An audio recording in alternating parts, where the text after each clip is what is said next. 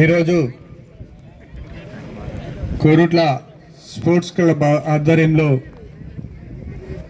జరుగుతున్నటువంటి పాత కరీంనగర్ జిల్లా ఖోఖో పోటీలకు ఆహ్వానించినందుకు నవీన్ గారికి వీరి స్పోర్ట్స్ ఆర్గనైజర్స్ అందరికీ కృతజ్ఞతలు చెప్తూ వివిధ జిల్లాల నుంచి వచ్చి ఇక్కడ ఖోఖో పోటీలు ఆడుతున్నటువంటి సోదరి మనల్ని పిల్లలందరికీ నమస్కారం చెప్తున్నాను.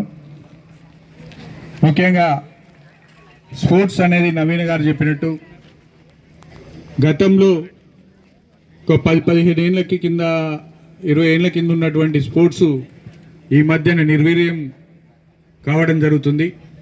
అప్పుడు సాయి మనోహర్ గారు అని సిఐ గారు ఉండ్రు ఇక్కడ కోరుట్లలో ఎస్ఐగా ఉన్నప్పుడు వారు పెద్ద ఎత్తున ఫ్లడ్ లైట్స్ వెలుతురులో అప్పుడు నాన్న మంత్రిగా ఉన్నప్పుడు ఫ్లడ్ లైట్ వెలుతురులో ఇక్కడ రాష్ట్ర స్థాయి క్రీడా పోటీలను ఇక్కడ నిర్వహించడం జరిగింది.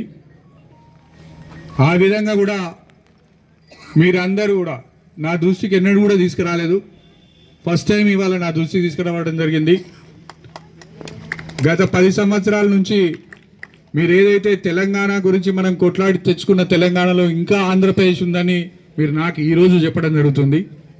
కాబట్టి దాన్ని కూడా నేను టెలిఫోన్ వల్ల ఏదైతే గవర్నమెంట్కు చెప్పి దాన్ని కూడా తీసేయించే బాధ్యత మేము తీసుకుంటామని చెప్తున్నాం. తెలంగాణలో ఈ మధ్యన స్పోర్ట్స్ కోసం ఎక్కువ నిధులు కేటాయించడం జరుగుతుంది. ముఖ్యమంత్రి రేవంత్ రెడ్డి గారు ముఖ్యంగా శివసేన రెడ్డి అని మా యూత్ కాంగ్రెస్ స్టేట్ ప్రెసిడెంట్ ఉండి ఇవాళ స్పోర్ట్స్ అథారిటీ చైర్మన్ ఉన్నాడనే మనకు ఆయన నుంచి ఏమి కావాలి అన్నది కూడా మనకు ఒక రిపోర్ట్ ఇవ్వండి. నేను అన్నిటిని కూడా స్పోర్ట్స్కు సంబంధించినట్టు అన్నిటి కూడా మన దగ్గర ఏర్పాటు చేసే కార్యక్రమం తీసుకుందాం. అదేవిధంగా ఒక 6 ఎకరాలు ఇప్పుడు ప్రభుత్వం కూడా స్పోర్ట్స్ స్టేడియంను మన కొరుట్లలో ఏర్పాటు చేయడానికి ప్రభుత్వానికి ఇక్కడ మనం రిపోర్ట్ పంపడం జరిగింది. ఒక 6 ఎకరాలు తీసుకొని 6 ఎకరాలు మనం స్టేడియం కోసం. కాబట్టి మనం ఇవన్నీ కూడా ప్రభుత్వం చేయగలుగుతుంది. మీరు మా దృష్టికి తీసుకొచ్చుడే ఆలస్యం. మీరు ఇంకొకటి అన్నారు ఫ్లడ్ లైట్స్. ఒక వారం లోపల మీకు ఆ లైట్స్ ఏర్పాటు చేసే కార్యక్రమాన్ని మేము తీసుకుంటాం.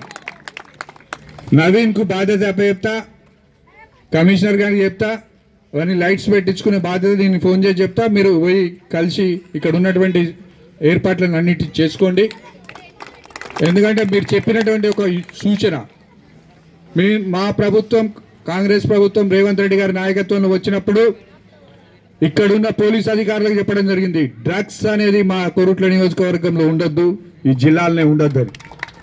ఎందుకంటే నాకు చాలా మటుకు స్కూళ్ళలో 10th నుంచి ఇంటర్ చదివే పిల్లలకు అందరికి కూడా చాలా మంది కొంతమంది మాఫియా డ్రగ్స్ మాఫియా వచ్చి ఇవాళ గంజాయి దాంతో చాలా ఇబ్బంది పడుతుండ్రు అని దాని మీద మాత్రం నాకు ఒక అతను వచ్చిండు, సార్ అనుకోకుండా మావాడు గంజాయి తాగిండు సార్ అని వస్తే నేను గంజాయి గురించి నేను ఎవ్వరికి చెప్పా. వాళ్ళు ఏదైతే పోలీస్ అధికారులకు నేనే చెప్పినా. కాబట్టి దాని మీద స్ట్రిక్ట్ ఉంటాం మేము.